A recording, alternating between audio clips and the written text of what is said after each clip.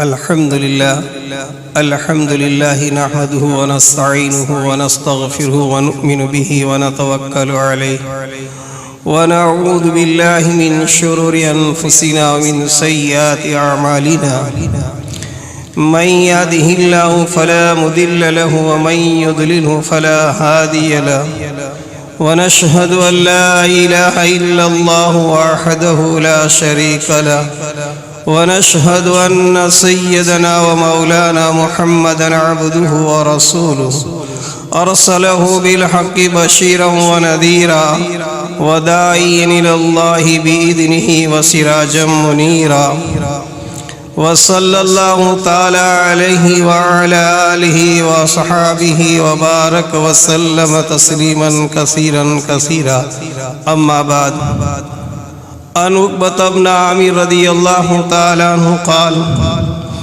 لقيت رسول الله صلى الله عليه وسلم وقال من نجا قال أملك عليك لسانك وليساك بيتك وابكي على خطيئتك. وعن أبي أيوب الأنصاري رضي الله تعالى عنه قال جاء رجل إلى النبي صلى الله عليه وسلم فقال إذني وأوجز فقال رسول الله صلى الله عليه وسلم إذا كنت في صلاتك فصلي صلاة مودع ولا تكلم بكلام تعذر منه وأجمل إياس مما في أيدي الناس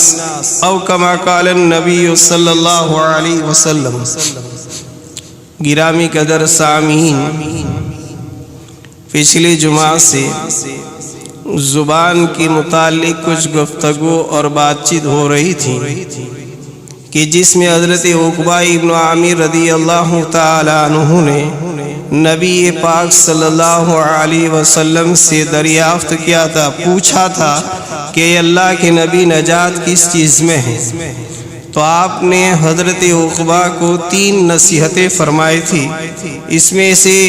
ایک نصیحت یہ تھی کہ آپ اپنی زبان کو کنٹرول میں رکھو. اس پر تفصیل سے گزشتہ جمعوں میں بات چیت ہو چکی تھی. دوسری 2 نصیحتیں یہ تھی کہ ایک آپ نے یہ فرمایا کہ وَلْيَسَعْكَ بَيْتُكَ، کہ نجات پانے کے لیے دوسری نصیحت یہ ہے کہ آپ اپنے گھر کے اندر جمے رہو اور آپ اپنے گھر کو اپنا مسکن اور ٹھکانہ بنا لو کہ بغیر دینی اور دنیاوی ضرورت کے آپ گھر سے باہر نہ نکلو تو بھی آپ کے لیے نجات ہے. اور تیسری نصیحت آپ نے یہ فرمائی تھی وَابْكِ عَلَى خَطِيئَتِكَ، اگر بشری تقاضے کی بنا پر انسان ہونے کے ناطے اگر گھر میں رہتے ہوئے زبان پر کنٹرول کرتے ہوئے اگر کوئی گناہ ہو جائے، کوئی خطا ہو جائے، کوئی لغزش ہو جائے تو آپ اپنے گناہوں پر ندامت کے آنسو بہاتے رہو. حق تعالی شانہ اس ندامت کے آنسو کے بہانے سے بھی اللہ رب العالمین آپ کی مغفرت فرما دیں گے. یہ 3 نصیحتیں نبی پاک صلی اللہ علیہ وسلم نے نجات کیسے ملے گی اس پر فرمائی تھی. تو دوسرا جو آپ نے فرمایا یہ ہے وَلْيَسَعْكَ بَيْتُكَ، اے عقبہ ابن عامر آپ اگر نجات پانا چاہتے ہو اور آپ یہ چاہتے ہو کہ حالات فتنے کے ہو اور زمانہ شر و فساد کا ہو اور گناہوں کے انبار ہی ہر جگہ لگے بھی ہو، گناہوں کا بازار گرم ہو، تو پھر آپ کو چاہیے کہ آپ اپنے گھر کے اندر قرار پکڑ لو، اپنے گھر کے اندر ٹھکانہ بنا لو اور بغیر ضرورت کے آپ باہر نہ نکلو. اس لیے کہ ایک زمانہ یہ آنے والا ہے کہ اس زمانے کے اندر انسان اگر باہر نکلے گا تو بھی اسے فتنہ کے اندر مبتلا ہونا پڑے گا. چنانچہ ایک حدیث میں آپ علیہ السلام نے ارشاد فرمایا ایک دور یہ آئے گا کہ القائد فیہا خیر من القائم، والقائم فيها خير من الماشي والماشي فيها خير من السعي او كما قال۔ آپ نے فرمایا کہ اگر گھر سے باہر بھی نکلے تو حالات ایسے آئیں گے اور ایسے ناساز ہوں گے اور ایسا پرفتن زمانہ ہوگا کہ القائد فیہا خیر من القائم، کہ ایسے دور میں بیٹھنے والا آدمی یہ افضل اور بہتر ہوگا کھڑے ہونے والے آدمی سے۔ یعنی جو آدمی کھڑا ہوگا یہ زیادہ فتنے میں مبتلا ہوگا، زیادہ برائیوں میں مبتلا ہوگا، زیادہ شر و فساد کا شکار ہوگا، اس سے بہتر ہے کہ آدمی بیٹھا رہے۔ پھر آپ نے دوسرا جملہ فرمایا والقائم خیر منہا من الماشی، اور ایسا دور آئے گا کہ کھڑے ہونے والا بہتر ہوگا چلنے والے سے۔ یعنی جو آدمی گھر سے باہر نکلا کہیں گیا تو اس سے بہتر تھا کہ آدمی ایک جگہ پر کھڑا رہتا تو اتنے فساد کے اندر مبتلا نہ ہوتا۔ اور آگے آپ نے فرمایا والماشی خیر منہا من السعی، کہ بہتر ہے وہ آدمی جو چلنے والا ہوگا اس آدمی سے جو دوڑنے والا ہوگا۔ یعنی جتنا آدمی نکلے گا اور جتنا تیزی سے جائے گا اتنا فتنوں میں مبتلا ہوگا۔ یہ آخری زمانے کی نبی پاک صلی اللہ علیہ وسلم نے پیشن گوئیاں دی تھی۔ اس لیے حضرت عقبہ سے فرمایا کہ عقبہ اگر نجات پانا چاہتے ہو تو آپ اپنے گھر کے اندر قرار پکڑ لو، اپنے گھر کے اندر سکون پکڑ لو، اس لیے کہ حالات اجازت نہیں دیں گے تمہیں کہ تم فتنوں سے بچو گے، ایسا دور آئے گا۔ اسی لیے چنانچہ حضرت عبید بن عمیر رحمت اللہ علیہ بہت بڑے تابعی گزرے ہیں اور اتنے وسیع الظرف اور اتنے جلیل القدر تابعی ہیں کہ مکہ المکرمہ کی سرزمین پر انہوں نے اپنا مسکن اور قرارگاہ بنائی تھی۔ اور صحابہ کرام میں سے حضرت عبداللہ ابن عمر رضی اللہ تعالی عنہ حضرت عبید بن عمیر کی مجلسوں میں بیٹھا کرتے تھے اور ان کی نصیحتوں کو سنا کرتے۔ ایک طرف عبداللہ ابن عمر صحابی ہیں اور دوسری طرف حضرت عبید یہ تابعی ہیں، صحابی نہیں ہیں، لیکن اللہ رب العالمین نے انہیں وہ علم عطا فرمایا تھا اور کہنے کا وہ ملکہ عطا فرمایا تھا، اور ان کی باتوں میں اللہ نے وہ تاثیر رکھی تھی کہ مجمع میں جب وہ خطاب فرماتے تو آدمی ہچکیاں لے کر رویا کرتے تھے۔ ایسے جلیل القدر تابعی گزرے ہیں۔ چنانچہ فرماتے ہیں کہ ایک مرتبہ ایک خوبصورت حسین اور جمیل جو اپنے حسن و جمال میں اپنی آپ تھی، شادی شدہ تھی، اپنے خاوند سے ایک دن عرض کرنے لگی، آئینے کے سامنے تیار ہو رہی تھی اور کہا کہ اگر مجھ جیسی خوبصورت اور جمیل خاتون کو اگر کوئی دیکھے تو ہو سکتا ہے کہ میرے اوپر عاشق اور فریفتہ نہ ہو۔ مکہ المکرمہ کی زمین ہے عزیزوں، اور خیر القرون کا گویا زمانہ ہے۔ صحابہ اور تابعین بہت خوبصورت زمانہ تھا، بہت خوبصورت، بہت خیر اور بھلائی کا زمانہ تھا۔ ہم تو بہت دور چلے آئے ہیں۔ اس زمانے میں گناہ کا تصور کرنا بھی انسان کوشش کیا بلکہ آنکھ اونچی نہیں کر سکتا تھا، ایسا خیر کا اور ایسا بھلائی کا زمانہ تھا۔ اس زمانے میں وہ خاتون اپنے خاوند سے کہہ رہی ہے، اپنے شوہر سے کہہ رہی ہے کہ مجھ جیسی جمیلہ خوبصورت حسین خاتون ہو اور کوئی میرے اوپر عاشق اور فریفتہ نہیں ہو سکتا۔ تو شوہر نے کہا ہاں میں جانتا ہوں، آپ کتنی بھی کوشش کریں اور کتنا بھی ورگلائے، لیکن ایک آدمی ہے جو آپ کے حسن و جمال کو اور آپ کی یہ محبت کرنے کے طریقے کو کتنا بھی آپ کوشش کر کے مائل کرنا چاہے، وہ آدمی آپ پر پل جھپکنے کے برابر بھی نہیں دیکھے گا۔ تو عورت نے استیزان ایسے ہی مذاق کے طور پر کہنے لگی اگر آپ اجازت دیں تو میں اس کو بھی ورگلا دوں گی اور اس کو بھی میں اپنے پھندے میں پھنسا دوں گی۔ خاوند نے کہا ٹھیک ہے جاؤ۔ چنانچہ وہ حضرت عبید بن عمر رحمۃ اللہ تعالی کے پاس حرم میں آئی اور آپ سے عرض کرنے لگی کہ ایک مسئلہ پوچھنا ہے اور آپ سے ایک دینی بات پوچھنی ہے۔ چنانچہ دینی بات پوچھنے کے لیے ایک درخواست دی اور ایک پیشکش کی۔ آپ حرم سے کونے میں آئے اور فرمایا کہ بتائیے کیا مسئلہ ہے۔ فوراً انہوں نے اپنا نقاب اٹھایا اور فوراً اپنا چہرہ کھولا، اور جیسے ہی چہرہ کھولا حضرت عمر نے کہا اے اللہ کی بندی اللہ سے ڈر۔ اس نے کہا کہ میں آپ پر عاشق ہو چکی ہوں، آپ میری ضرورت کو پوری کر لیجئے۔ حضرت عبید رحمۃ اللہ تعالی نے جب اس کے اس جملوں کو سنا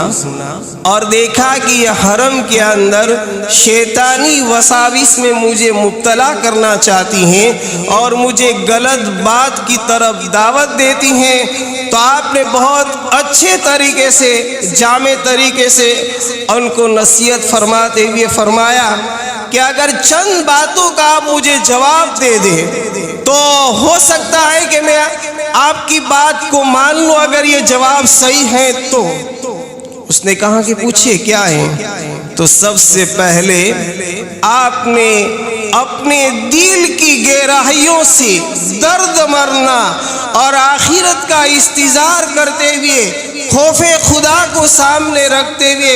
اس خاتون سے کہا اے اللہ کی بندی تھوڑی دیر سوچ لے، اگر ملک الموت تیری روح قبض کرنے آئے اور تجھے ایک گھڑی کی بھی فرصت نہ دے اور وہ وقت آ جائے اذا جاء اجلها لا يستاخرون ساعة ولا يستقدمون، کہ وہ اجل کا فرشتہ آ جائے اور تجھے ایک ساتھ کی بھی موقع اور وقت نہ دے، تو کیا اس وقت تو اس گناہ کو کرنے کا ارادہ کرے گی؟ اس نے کہا کہ بالکل نہیں۔ آپ نے کہا کہ جواب ٹھیک ہے۔ پھر دوسرا جملہ آپ نے فرمایا اے اللہ کی بندی پل صراط ہو اور پل صراط سے تجھے گزرنا ہو جو تلوار سے زیادہ تیز ہیں، بال سے زیادہ باریک ہیں اور جہنم کے اوپر بچھایا گیا ہے کہ بڑی تیزی سے چلنے والے نیک اعمال کرنے والے ہی بچ سکتے ہیں، اور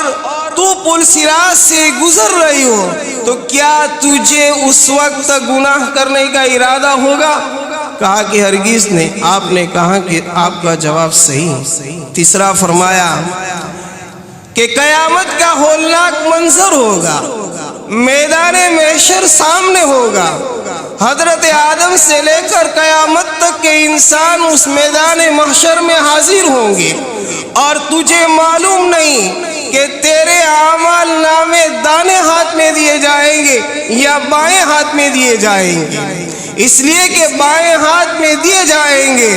تو اس وقت ناکامی ہی ناکامی ہوگی، جس کو قرآن نے کہا وَأَمَّا مَنْ أُوتِيَ كِتَابَهُ بِيَمِينِهِ فَيَقُولُ هَاؤُمُ اقْرَءُوا كِتَابِيَهْ إِنِّي ظَنَنْتُ أَنِّي مُلَاقٍ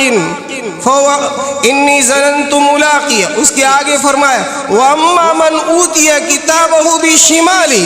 فَيَقُولُ يَا لَيْتَنِي لَمْ أُوتَ كِتَابِيَهْ وَلَمْ أَدْرِ مَا حِسَابِيَهْ يَا لَيْتَهَا كَانَتِ الْقَاضِيَةَ مَا أَغْنَىٰ عَنِّي مَالِيَهْ هَلَكَ عَنِّي سُلْطَانِيَهْ خُذُوهُ فَغُلُّوهُ ثُمَّ الْجَحِيمَ۔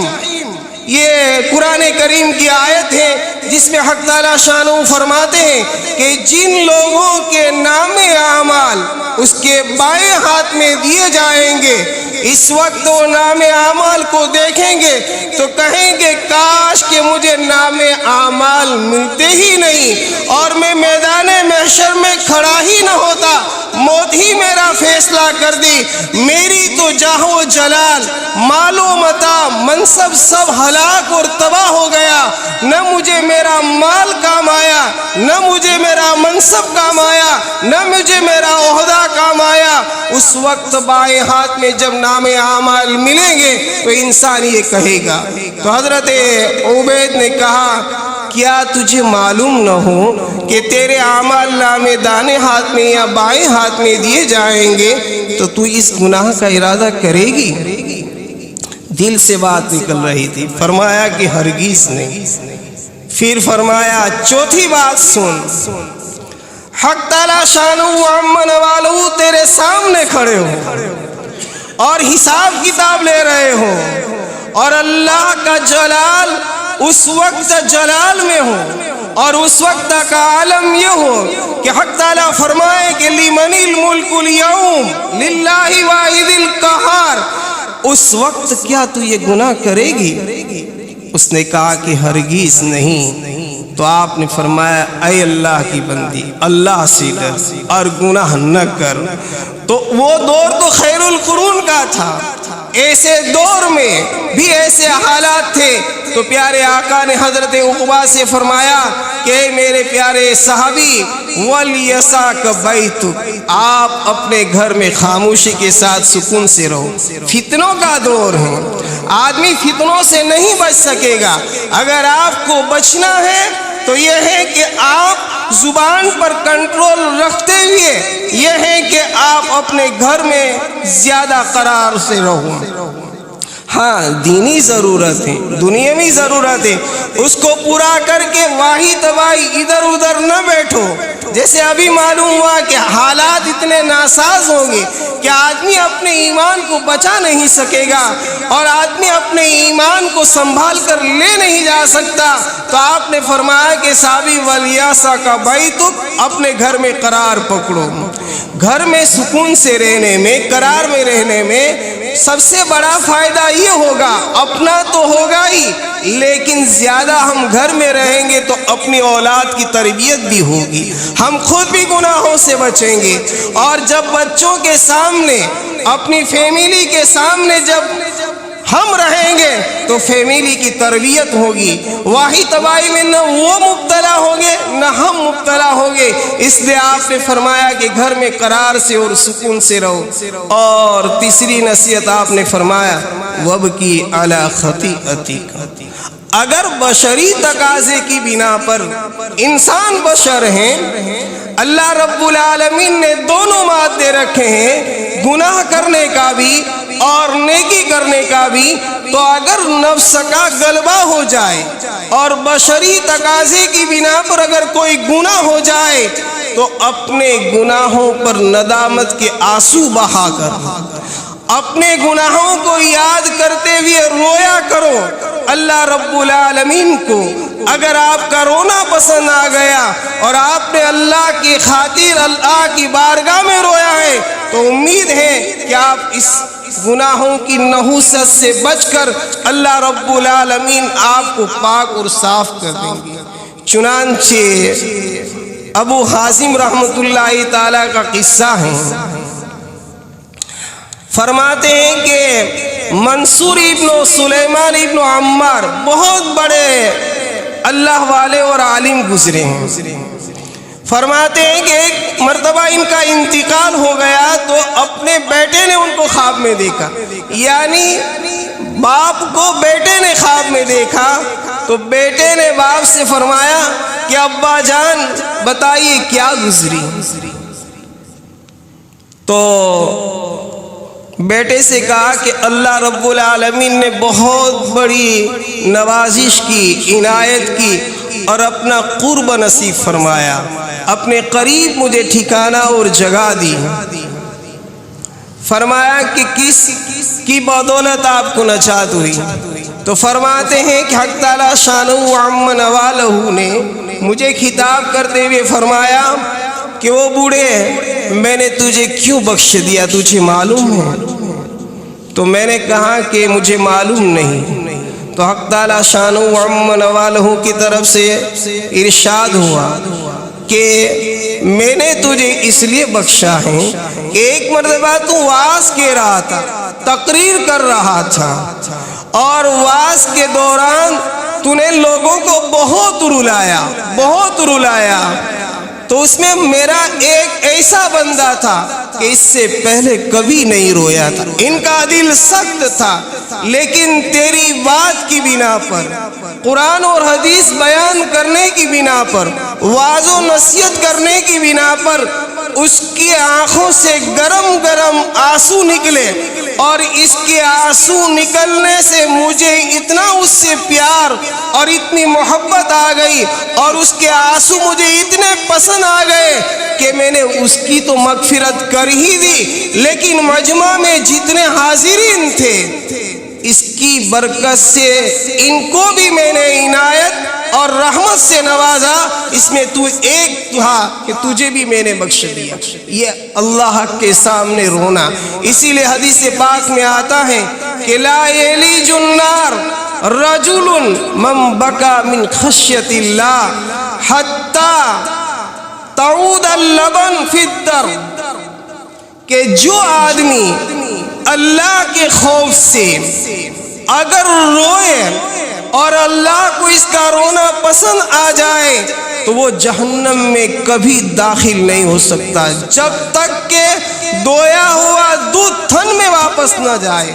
حتی تعود اللبن فی الدر،